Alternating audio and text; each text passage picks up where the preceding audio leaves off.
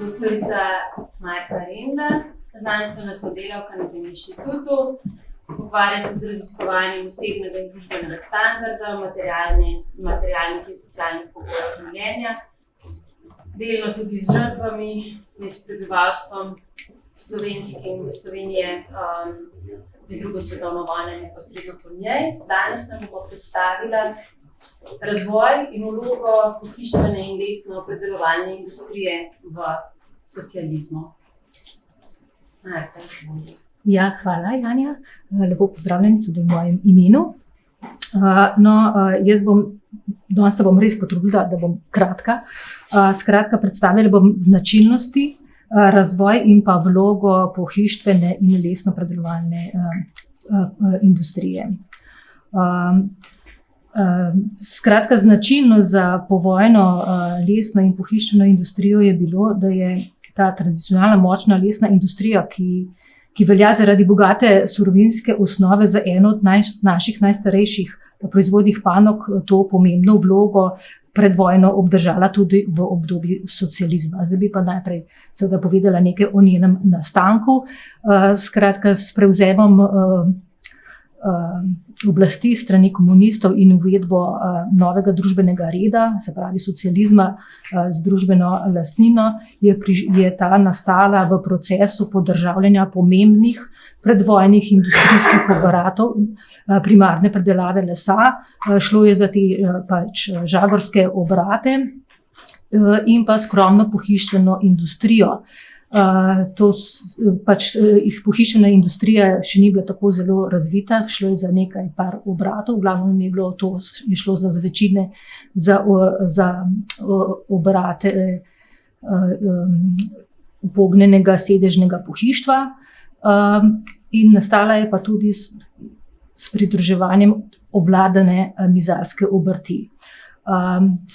Naj povem, da ta predvojna lesna industrija, žagarski obrati, so bili usmerjeni v osnovno predelavo hlodov v žagan les in furnir.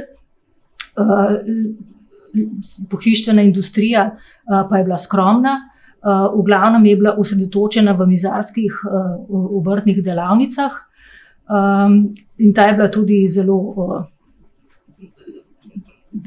storilnostno naravnana in tudi izvozno usmerjena, ampak po vojni so jo obvladali na ta način, da niso dobavljali polizdelkov in pa pomožnih izdelkov, pa tudi delovna sila jim je malo ušla.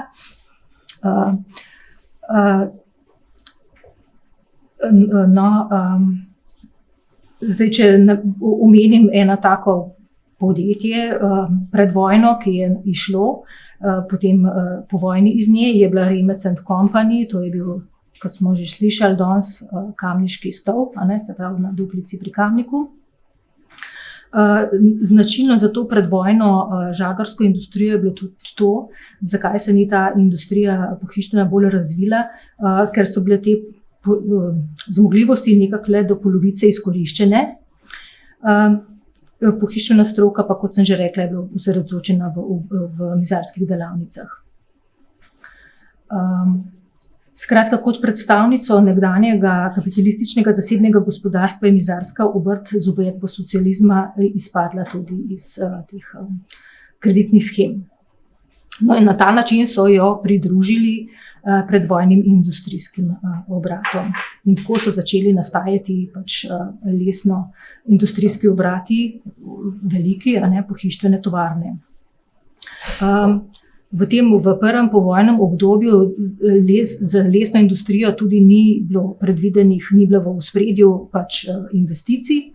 Skratka, takrat je bilo osredotočeno vse na težke industrije in bazične industrije, da se vzpostavijo temeljni objekti za izgradnjo, za začetek industrializacije in pa elektrogospodarstva.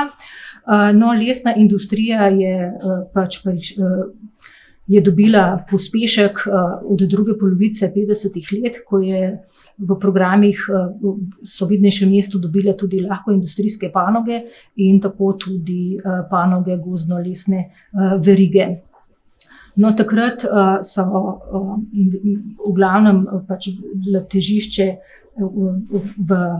na rekonstrukcijah in modernizaciji, se pravi, so uvedli nove stroje in pa tudi modernizirali načine dela. In pa tudi izvedene pa so bile seveda tudi investicije. No, danes smo že slišali, kako je nastal, je bilo omenjeno Meblo, ki je nastalo pač z združevanjem mizarjev, solkanskih mizarjev. No, zgradili so pa tudi na začetku 60. let tudi novo tovarno. Recimo pa tudi posodobili so tudi kamniški stol takrat. Dogradili pa so tudi manjša podjetja v Mengšu, Brežicah, Ljubljani, Begunjah, Celju, Nazarjah, Bohinjski Bistrici, Ribnici in Kočevju. To so bili pač obrate z lesno galanterijo, plošče, lesno volno in pohištvo. Se pravi, lesno-industrijski obrati, kar zdaj bom povedala, kaj je bila bistvena razlika, so se od te najosnovnejše predelave hlodov v žagan, les in furnir preusmerili v izdelovanje končnih izdelkov višje stopnje obdelave, se pravi v pohištveno industrijo. Ta je postala prevladujoča. No, zakaj tudi? Potrebe so bile zdaj v tem času že velike, prišlo je tudi do velike gradbene dejavnosti, do velike stanovanjske gradnje, zaradi potreb, ker je bila velika stanovanjska kriza. No, skratka, so se usmerili v izdelovanje pohištva. Skratka, že v 60. letih je 2/3 podjetij lesne industrije izdelovalo pohištvo. Nekatera so se tudi že specializirala za različne tipe pohištva, tako sobno, pisarniško, šolsko pohištvo. In vsi ti pa so se usmerjali v izdelovanje funkcionalnega in dobro oblikovanega in cenovno dostopnega pohištva. Namreč za te tovarne je bilo značilno, da so začeli uvajati že zelo zgodaj, že v 50. letih so se odvrnili od tega obrtniškega načina izdelave, se pravi, šli so v toku s časom, se pravi, industrijski način, prišli so na to veliko serijsko izdelavo, množično izdelavo zaradi samih potreb, pa tudi zaradi časa. No, uvedli so pač oblikovalske razvojne oddelke. Eden takih prvih je bil uveden, vzpostavljen v Kamniškem stolu, ki ga je osnoval Niko Kralj. To je bila pač prva taka služba oblikovalska v Jugoslaviji sploh. No, njegovemu vzoru so sledili tudi drugod. Tako da so nekateri tudi prerasli pri tovarnah v inštitute. No, značilnost teh velikih tovarn je bilo, da so se težko prilagajala hitrim spremembam na trgu. Ampak ker je v ospredje prišlo iskanje novih idej, že od 50. let so bile te zahteve po novih merskih in standardih, tako da so prišli iz tega izdelovanja garnitur na modularno prilagodljivo sistemsko pohištvo, se pravi, to je bila ta teorija modularne kompozicije. No, s temi so nakazali, da je do unikatnih in končnih rešitev moč priti tudi na industrijski način z avtomatsko pripravo sestavnih delov in pa seveda s pomočjo tehnoloških razvojnih inovacij. No, za pohištveno industrijo je bilo tudi, da so se predstavljali, da so prirejali letne sejme, ki so nekateri, in pravzaprav šlo to za neke razstave, pohištva, na katerih je Slovenija nadaljevala tradicijo izdelovalca kakovostnih lesnih predmetov v Jugoslaviji. Nekateri so prerasli v pač mednarodne lesne sejme in tudi oni so se tega udeleževali v tujini in tudi posegali po najvišjih in prestižnih priznanjih za oblikovalske rešitve.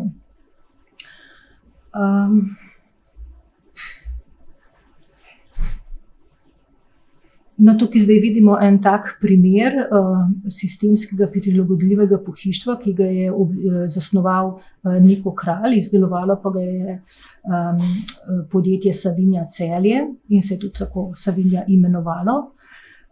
No, recimo to je v 70 letih kar poželo nekaj priznanj, bilo je na začetku 70 let, se pravi, mislim, da je leta 73 pohištvo leta. Dobilo je tudi priznanje v Nürnbergu in pa v Beogradu.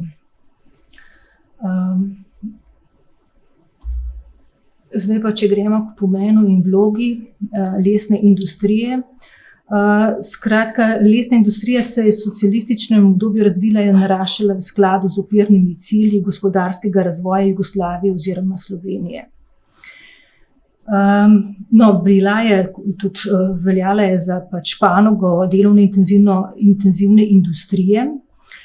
Skratka, z nekaterimi panogami lahke industrije, kot je bila tudi tekstilna in pa živilska, pač je bila predstavljala panogo, s katero so skušali zajeziti oziroma blažiti akutne socialne razmere, skratka preprečiti emigriranje kmečkega prebivalstva z malih kmetij in pa tudi zajeziti nezaposlenost ženske delovne sile. Pomembna pa je bila tudi njena izvozna usmerjenost. Skratka, zelo intenzivno se je vključevala v notranji jugoslovanski trg in pa tudi tuji trg.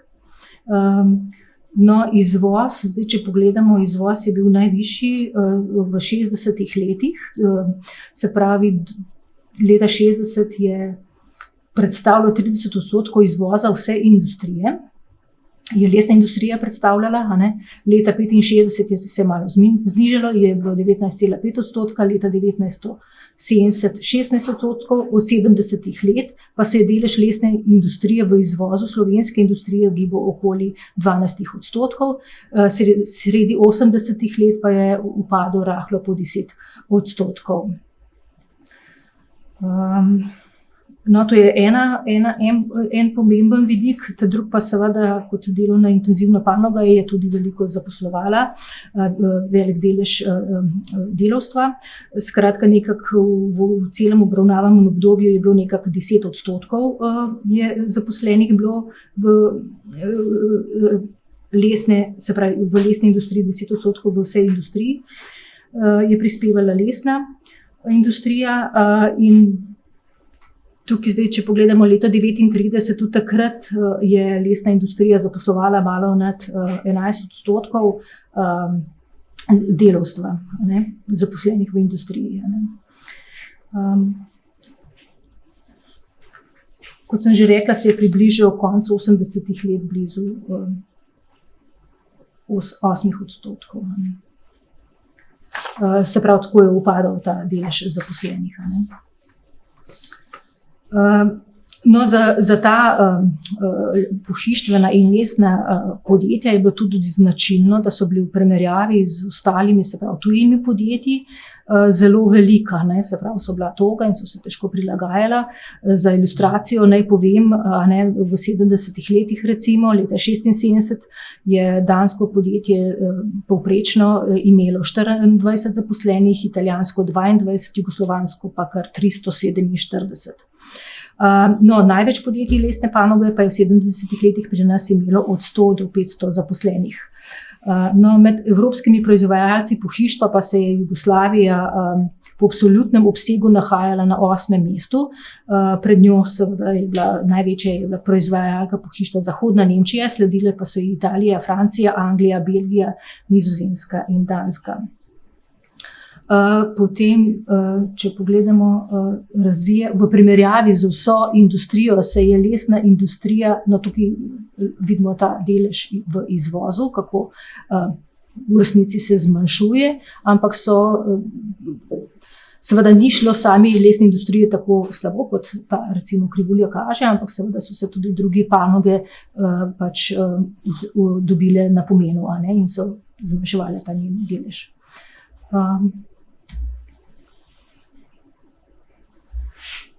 No, tukaj so zdaj ti grafični prikazi zaposlenosti in tukaj so tudi absolutne številke na desni strani, da se vidi malo ta predstava. No, v primerjavi z vso industrijo, pa je lesna industrija v vsem obravnavanem obdobju v povprečju hitreje naraščala, z izjemo kakšnega obdobja, ki pač je bila nižja, recimo v drugi polovici 60-ih let, ko so v obdobju, reformnem obdobju.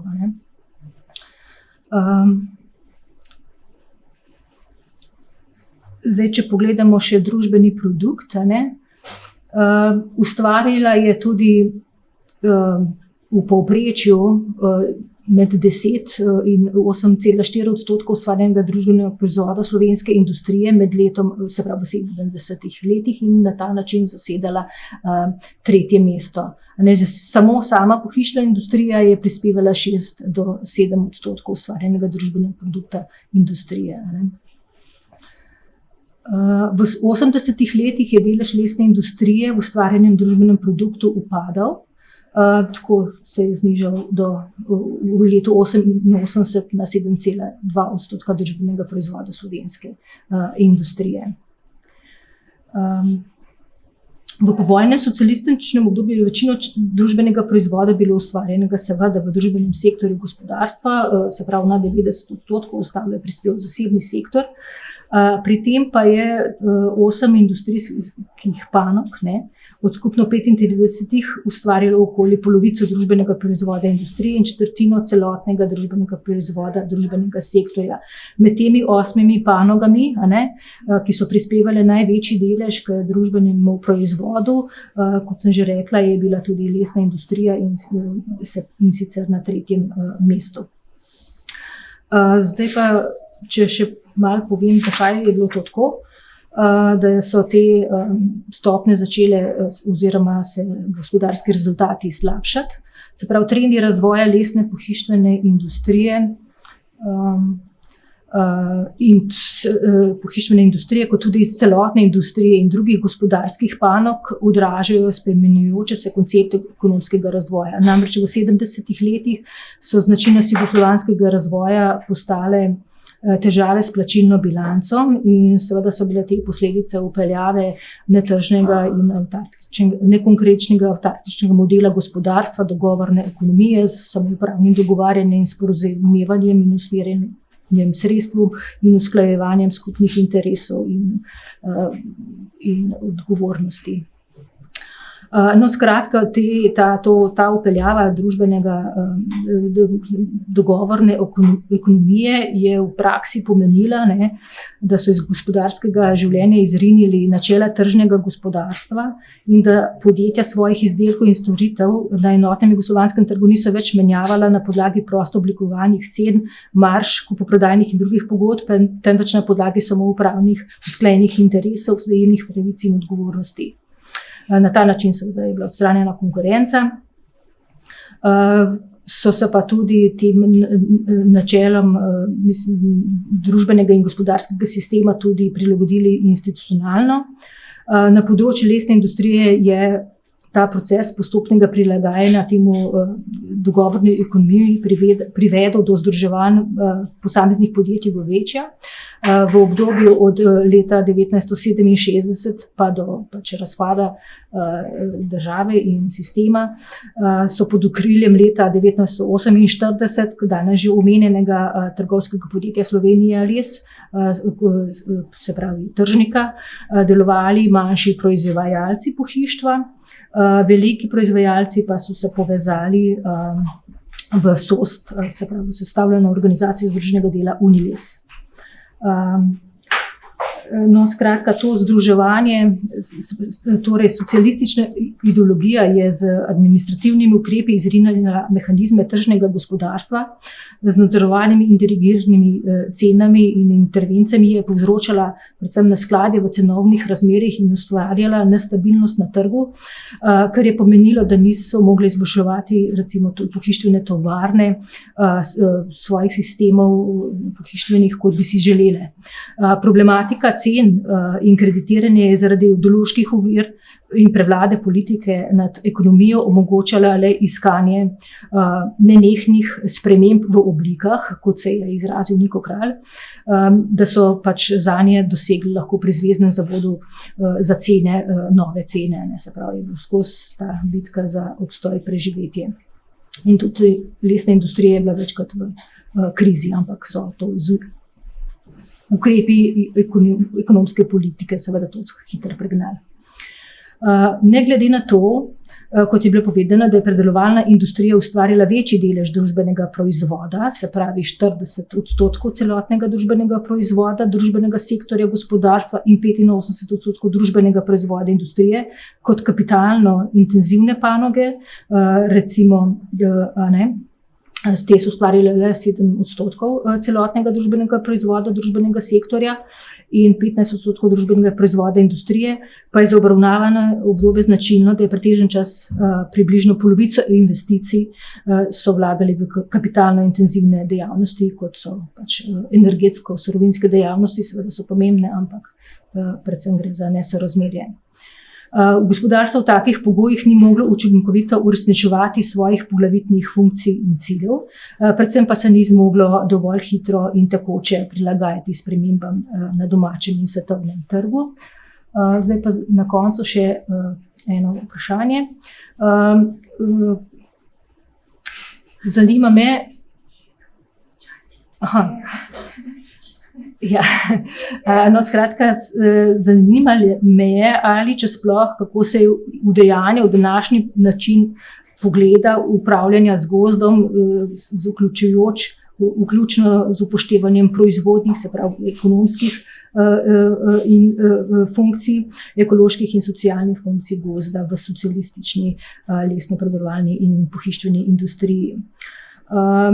No, med funkcijami gozda, kot smo že slišali včeraj, so že v 60-ih letih opredelili poleg seveda te ekonomske funkcije, tudi druge funkcije, kot so lov, turizem, rekreacijo. No, naj poudarim, da kot sem zasledila, se pravi, vedno so razvoj proizvodnje, primarne predelave lesa in pohištva načrtovali glede na dolgoročni trend pritoka lesa iz slovenskih gozdov. In tudi so spremljali, inventarizirali gozdni fond, tako kot smo že slišali, in tudi že v začetku 60-ih let so začeli poudariti, kako ta ostanke lesa, se pravi odpadke lesa, da jih premalo izkoriščajo in samo 20%, da se jih nadaljnje uporabi. Tako da so takrat prišli tudi pri nas na idejo izdelovanja ivernih plošč in tako so postavili leta 1961 v Brestu v Cerknici obrat z ivernih plošč in potem seveda so sledili tudi še drugi obrati. No, prizadevali so se seveda tudi za druge prijazne načine, recimo izboljševanje zraka z napravami za izsesavanje prahu. V 80-ih letih pa seveda so tudi druge stvari še prišle, razprave o tem, o premazih, kakšni naj bojo premazi. Tako da so, v glavnem pa so te okolju prijazne tehnologije postale stvar samostojne Slovenije oziroma tudi nove zakonodaje in standardov. Tako da ti načini pa pridejo kasneje, ki se pravi te zelene tehnologije in da podjetja začnejo gledati na te stvari drugače, se pravi, da jih ne dojemajo zgolj kot nepotreben strošek, ampak da jih obrnejo v sebi v prid kot del tržne prednosti. Ja, toliko, hvala.